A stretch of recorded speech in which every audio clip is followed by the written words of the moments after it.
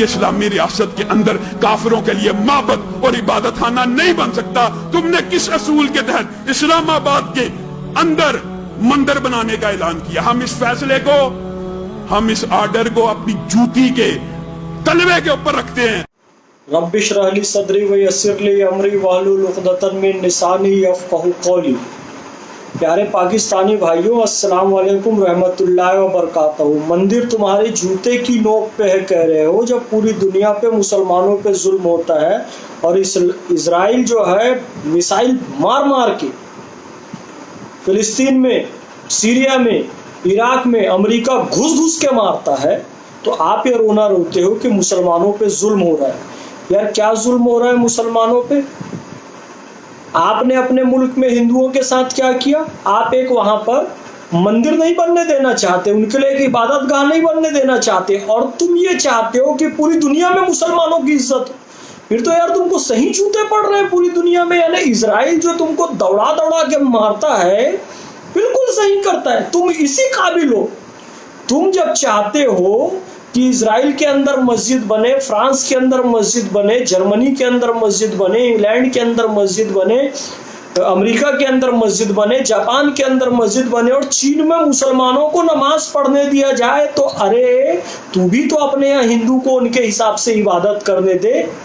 ये क्या मैसेज दे रहे हो पूरी दुनिया में?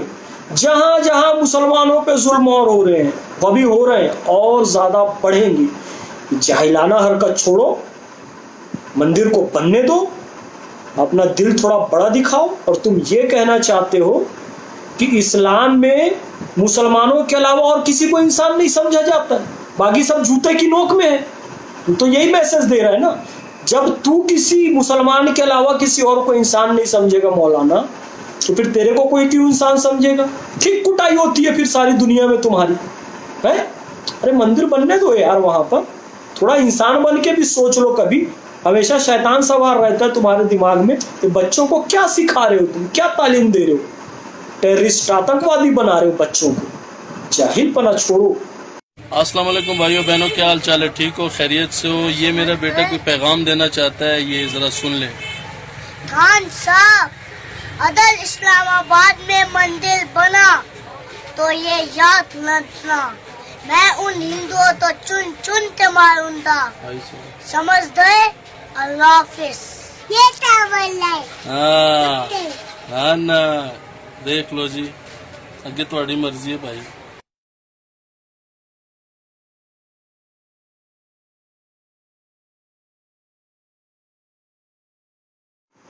अब तो आपको समझ में आ गया होगा कि पूरी दुनिया में हरा पासपोर्ट देख के, इस्लामिक रिपब्लिक ऑफ पाकिस्तान का पासपोर्ट देखकर क्यों जलील किया जाता है दुनिया के हर एयरपोर्ट पर।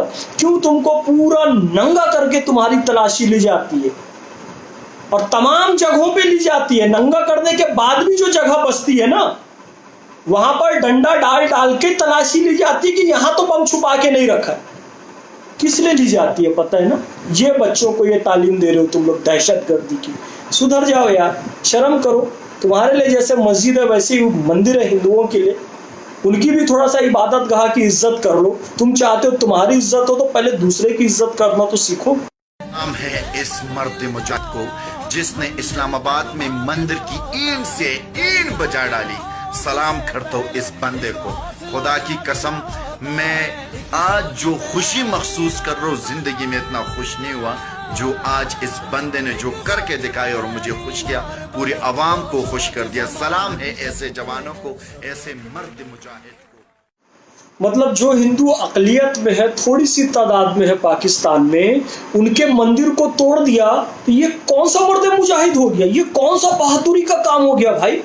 ये तो बहुत कमजोर आदमी का काम है कि जो थोड़ी तादाद में हिंदू हैं उनके मंदिरों को तोड़ दिया। ये कोई बहादुरी का काम थोड़ी हुआ।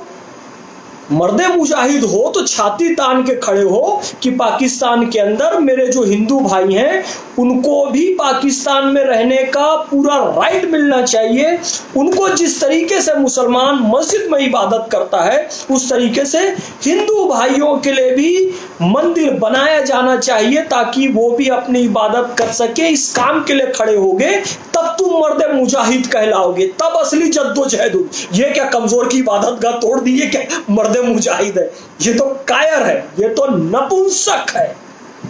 ये कोई मर्द मुजाहिद वाला काम नहीं हुआ। मर्द मुजाहिद हो तो अपने पड़ोसी को खाना खिलाओ, हक और हलाल की कमाई घर में लेकर आओ, ये हराम कारियां बंद करो। मर्द मुजाहिद हो तो ब्लड डोनेशन करो जाके, मर्द मुजाहिद हो तो आई डोनेशन का फॉर्म भरो जाकर, मर्द मुजाहिद हो तो बॉडी डोनेशन करो कि मरने के बाद मेडिकल कॉलेज में मेरी बॉडी दे दी जाए ताकि मेडिकल साइंस की थोड़ा तरक्की हो। मर्द मुजाहिद अलग होता है, ये किसी की इबादत गाह तोड़ देना ये मर्द मुजाहिद नहीं होता, ये दहशतगर्दी कहलाती है, टेररिज्म, आतंकवाद। समझ गए? कुछ भी मर्द मुजाहिद, बेवकूफ। ये सिखों की यूनिवर्सिटियां बनने के लिए नहीं बना और सिखों को राहदारियां देने के लिए नहीं बना और सिखों की गंदगी को मदीना पाक से तशबीह देने के लिए नहीं बना। ये सिर्फ रसूलुल्लाह के दीन को तख्त पर बिठाने के लिए बना और अकलियतों को खुश करने के लिए, दीन का मजाक उड़ाने के लिए नहीं बना। जिसको बहुत ही सिखों से प्यार है ना, वो अमृतसर चला जाए। और तुम कैसे लोग हो जिनके हीरो राजा दाहिर है? मोहम्मद बिन कासिम जालिम था, राजा दाहिर अच्छा था। और तुम राजा रणजीत सिंह के मुजस्मे बादशाही मस्जिद के साए के नीचे लगा रहे हो। तुमने इस्लाम का जनाजा निकाल दिया। इस्लामी रियासत के अंदर मसला शरी है, कोई जज्बाती बात नहीं है, शरीयत की बात है। अरे मौलाना, मोहम्मद बिन कासिम तो एक लुटेरा था, एक दहशतगर्द था जो बाहर से आकर हमारे मुल्क पर हमला किया। हमारा राजा तो राजा दाहिरी है, हमारा राजा तो महाराजा रणजीत सिंह ही है। तो हम अपने राजा की तारीफ ना करें, वो जो अरब से एक लुटेरा आया था हम लोग उसकी तारीफ करें? ये क्या बात हो गई भाई? मतलब सिखों के लिए अमृतसर चले जाओ, यहाँ गुरुद्वारा नहीं बनेगा, यहाँ हिंदुओं के लिए हिंदुस्तान चले जाओ, यहाँ पर मंदिर नहीं बनेगा। ये क्या बात हुई भाई? तुम कौन हो भाई? अपने नाम के साथ बट क्यों लगाते हो? अपने नाम के साथ लोन क्यों लगाते हो? अपने नाम के साथ चौधरी क्यों लगाते हो? अपने नाम के साथ राणा क्यों लगाते हो? अपने नाम के साथ चौहान क्यों लगाते हो? अपने नाम के साथ त्यागी क्यों लगाते हो? अपने नाम के साथ चतुर्वेदी क्यों लगाते हो? आज भी ये सारे नाम पाकिस्तान में क्यों चलते हैं? क्योंकि मजहब से आज तुम मुसलमान हो, लेकिन पुरखों से तुम भी हिंदू और सिख हो। तुमने मजहब में परिवर्तन लाया, पुरखों को अपने नहीं बदल सकते। एक बात याद रखना मौलाना, अरे कम से कम अपने पुरखों के मजहब की तो इज्जत कर लो। एक मंदिर बन रहा है, बनने दो कम से कम। अकलियत के लिए एक मंदिर बन रहा है, उसमें तुम्हारे सीने पे इतना सांप लौट रहा है। तुम्हारे पुरखे खुद हिंदू थे, सिख थे। ये मौलाना अपना हिस्ट्री निकाल कर देखें तो ये पाएंगे कि महाराजा रणजीत सिंह इनके दादा परदादा निकलेंगे जिनका ये यहाँ पर मुखालफत करते हुए बैठे हुए। सुन लो जरा, मौलाना तारिक जमील साहब से भी सुन लो, थोड़ी सी अपने दिमाग से काम लो। थोड़ा शैतान मत बन जाओ बिल्कुल भी, थोड़ा इंसान बनो। मुसलमान हो, इंसान हो। मुसलमान का मतलब शैतान नहीं होता है कि मुसलमान के अलावा बाकी सबको कत्लो गारत कर दो, खत्म कर दो, सबकी इबादत गाह तोड़ दो। थोड़ा इंसानियत बाकी रखो अपने अंदर मौलाना। सुनिए मौलाना तारिक जमील साहब क्या कह रहे हैं। हमारी तो पूरी किताब लिखी पड़ी है। तो राजपूतों में एक शाख है चौहान, जो सबसे बड़ी शाख है, पृथ्वीराज चौहान। हम उसकी औलाद हैं, किताब लिखी पड़ी है। ये उस वक्त इंडिया का सबसे बड़ा राजा था। तो जो यहाँ राजपूत हैं वो हैं बाहर से आए और उसमें चौहान सबसे बड़ी शाख है। चौहान सबसे बड़ी शाख, फिर आगे उसकी बेशुमार शाखें। तो जब वो पृथ्वीराज को शिकस्त हुई ना, तो चौहान खानदान बिखर गया। उसकी एक सब कास्ट है सहू, साहू से है। यानी हमारे जो बड़े थे पीछे, वो बड़े मालदार थे, जागीरों वाले थे, तो उन्हें कहा जाता था ये तो बड़े साहूकार हैं। समझे? ये तो बड़े साहूकार समझे, मालदार। तो वो हमारी कास्ट बन गई, सब कास्ट सहू। हमारे बुजुर्गों की कब्रों पे लिखा हुआ है मियां अनायत अली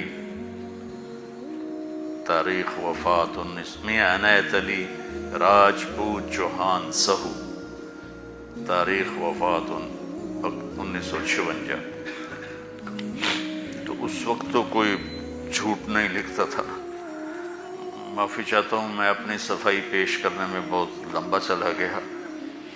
तो हमारे तो पूरी किताब लिखी पड़ी है, हमारी नस्ल पृथ्वीराज से मिलती है। तो